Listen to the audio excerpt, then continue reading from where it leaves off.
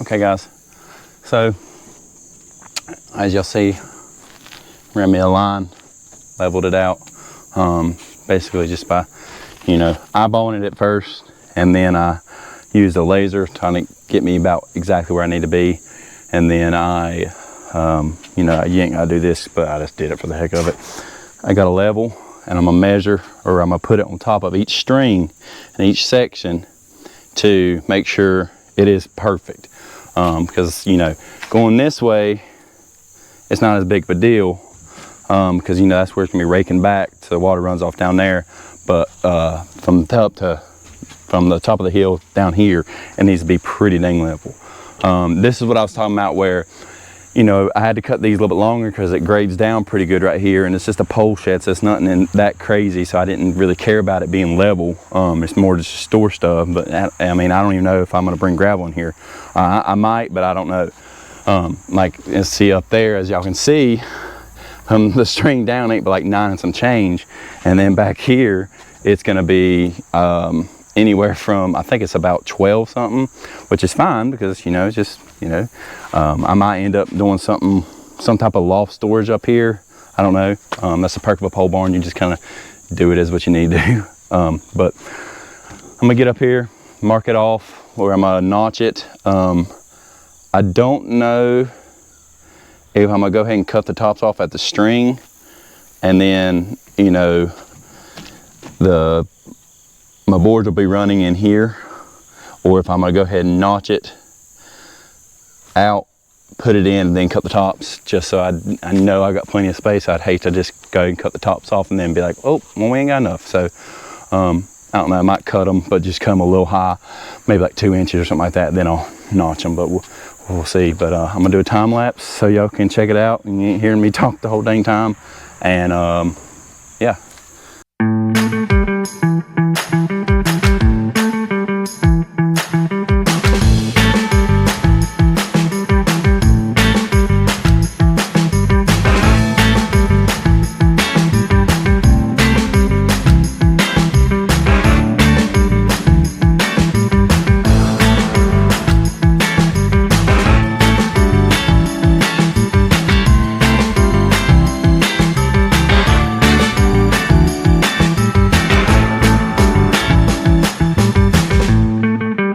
So I guess y'all probably saw this. What I did is I cut with my circular saw right here to just get it precise, right at 6 inches from where the string was. And like I said, every one I'll measure and make sure the board's level. If I need to lower it just a hair, I will. That's okay. That's the whole point of doing it in sections. But, you know, cut that out, and then cut the top off a little bit, just because I didn't want to be working with so much. You know, I didn't want to have to cut down, like, you know, all the way down. So just cut a little bit above the string just in case. So this might be just a tad high, but it's just fine. I'll put the board up. This is too high, I'll just have to trim it down. But if the board's too, you know, sitting up here, that's okay, because it needs to be higher, because that's what this will be running perpendicular with. But let me get this other one cut, and we will get this one up, and it'll give y'all a better idea of exactly how we're doing this. Again, you know, ain't never built a pole shed, and that's the whole part of it. You know, it's don't be scared, just do it. You know what I mean? Just, it's fun to figure it out along the way, and you learn more. You know, I think about, you know, years ago, how did people, like there's so many things I think about, how did they even learn how to do that? And you just try it, you know what I mean? Just try it, figure out what not to do. I mean, this might be the only pole shed I ever build, but if I ever build another one, I guarantee it'll be better than this one. So yeah, just let me cut this one real quick, and I'll keep y'all updated. All right, so up here with you, you see I cut right here, right there with my circular saw, and I'm gonna cut probably about right here, right in that area, right above the nail, because the nail is perfect. I already went and did the next one. Already did that one down there. Already put the nail up and secured the line. You don't have to do it this way. This is the way I'm doing it, because I don't do carpentry work for a living, so I'm not going to go out and buy some crazy tools. You know, I know this is level, and it's still a pole shed. If I'm building something a little bit more serious, I haven't really built anything. I have done like a couple serious things here, but nothing serious here. So this ain't gotta be perfect, you know what I mean? Nothing's perfect about it, and that's the perk of a pole shed. If I was building an actual garage here, it'd be a little bit different, you know, but I have a garage, so I don't really need to build one. If I ever do build one, you know, it'll be, you know, I'll be, you know, get it graded, get the concrete poured, you know, and it'd just be a little different. So you don't have to do it this way, it's just the way I do it. I'm gonna go ahead and cut this real quick, and then that you'll get a better idea after I get this cut. As y'all notice, I usually use red electric tools, whether it's Craftsman or Milwaukee. And then for a saw, still or nothing, I don't know what to tell you.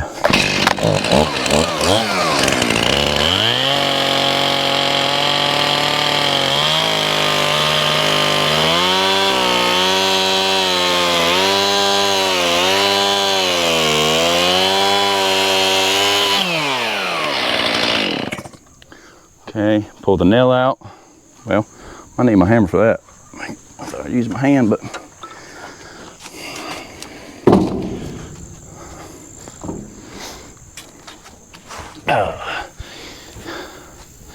I've always wanted to build a pole shed.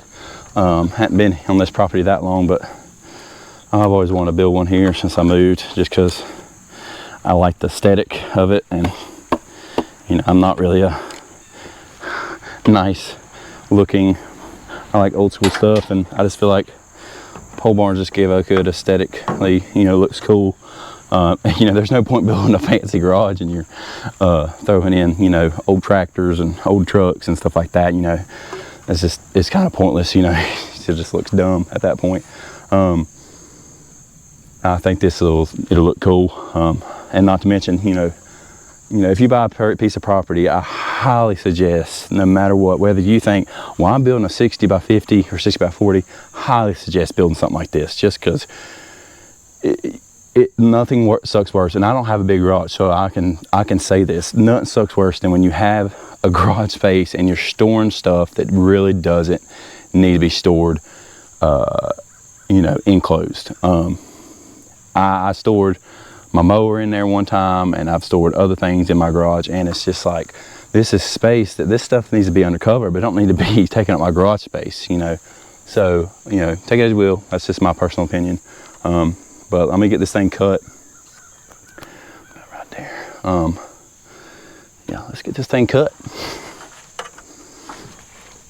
Okay. Let's see here.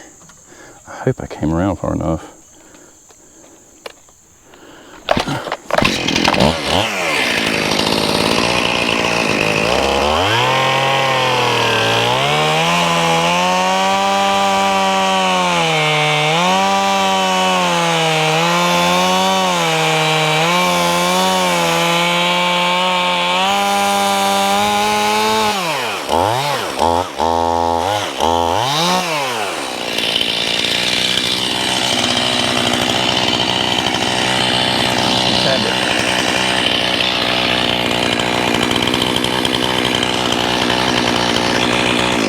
Actually, I don't really want to do that because I did this line pretty dang good, so I'll just cut with the circular saw a little deeper.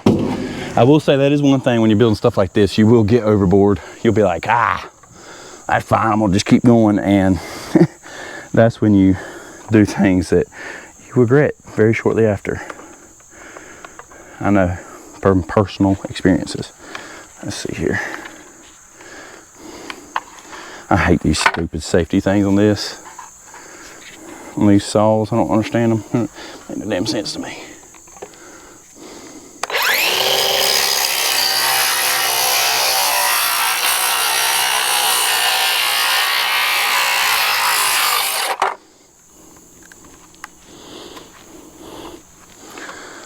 When in doubt, bang it out.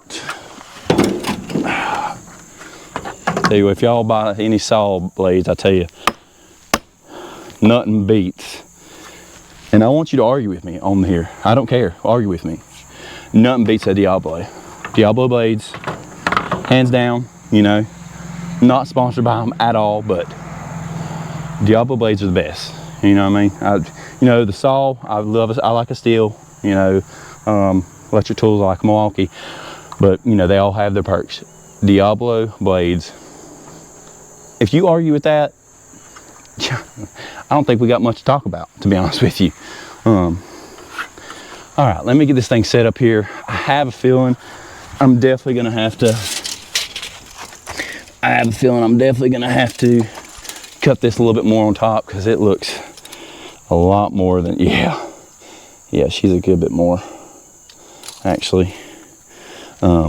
I should go get my chisel. I can chisel that down just a hair. That might be a thing.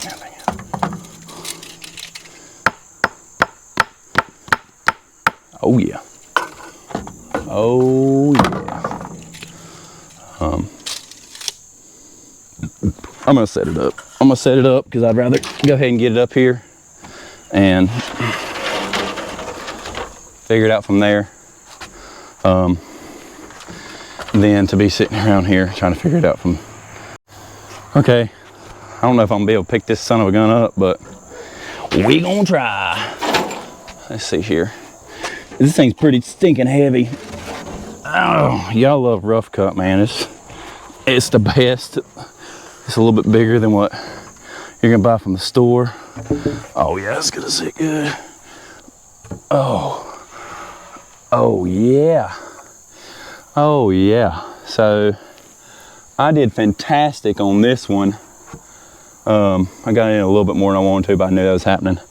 But that one, I got to cut it out a little bit more on that side. But all in all, what you're looking at is about what it's going to look like. Except for this will be in the center. I need the other one to be lining up right here, but I like it. I like it a lot. You see what I was saying?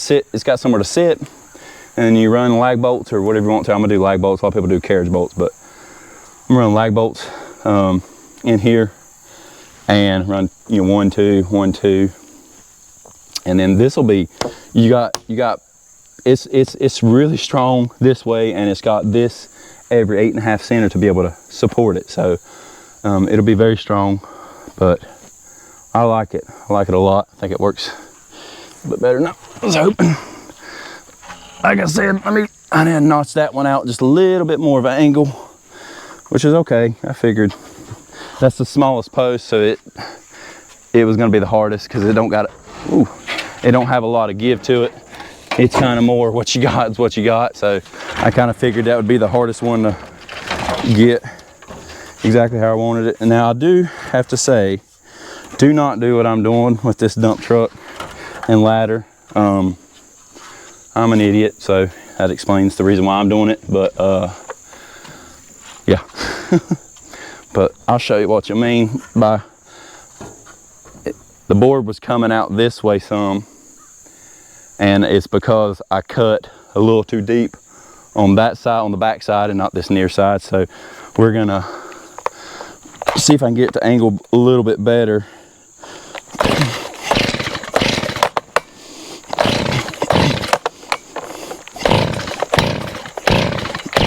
Well, oh, helps if it's turned on.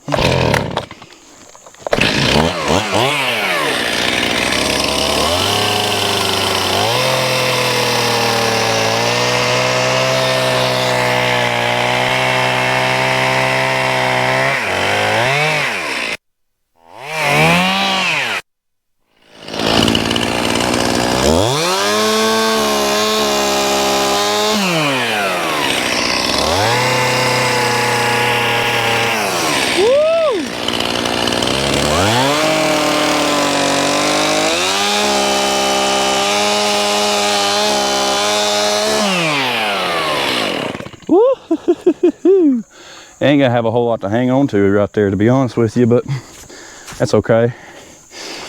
That's the smallest one, so I figured it was gonna be like that, but I'll probably do some type of support on the side like that. You run from each post going up just to kind of help offset some of the. Let's see here. Now I probably need to go ahead and get my drill ready to put some of these on. we'll just put one apiece for now. That way it ain't gonna fall and hit me in the head, but it'll do what I need to do.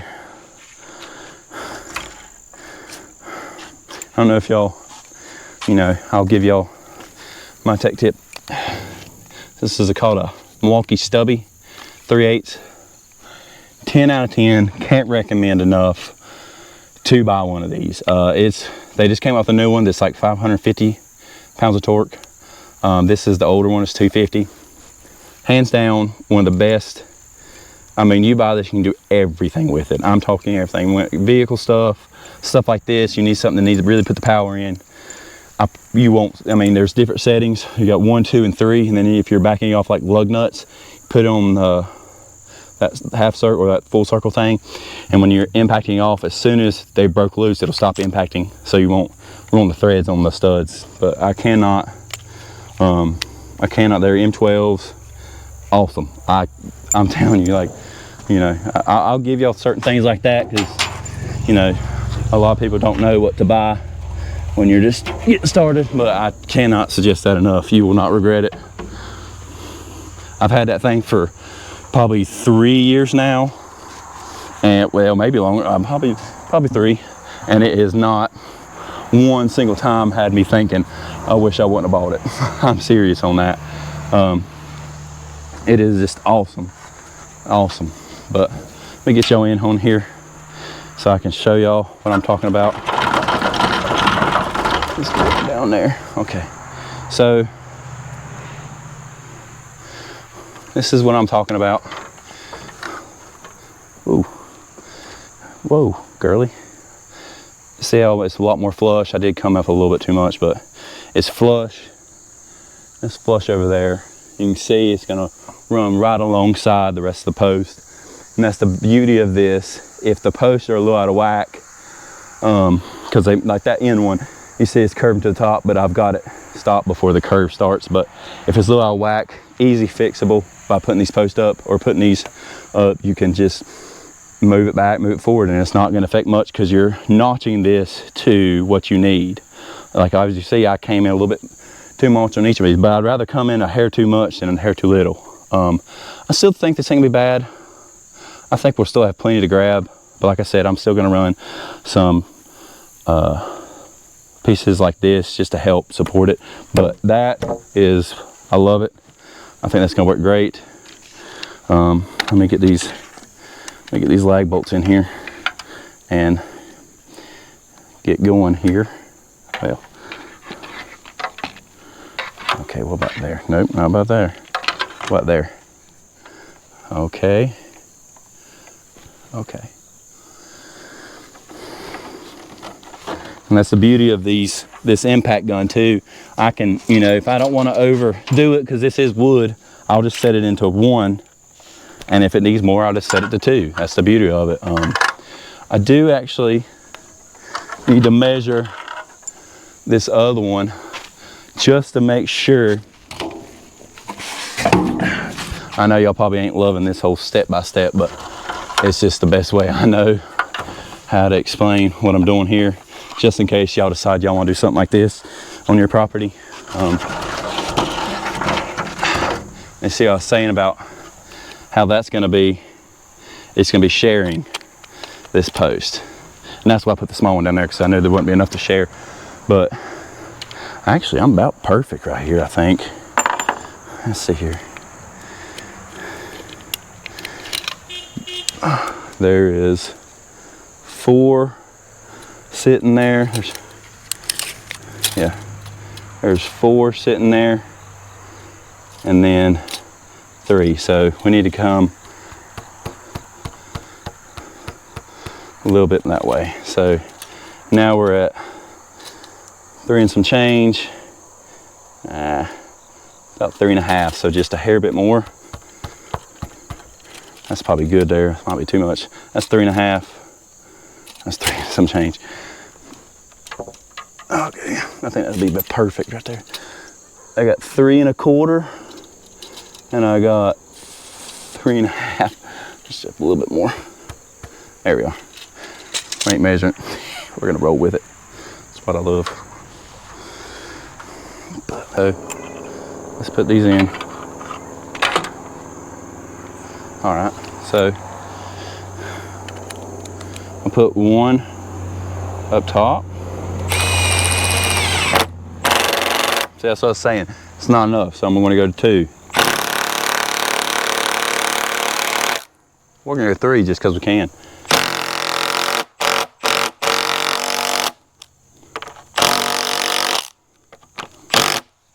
Love it. Split a little bit, but that's all right.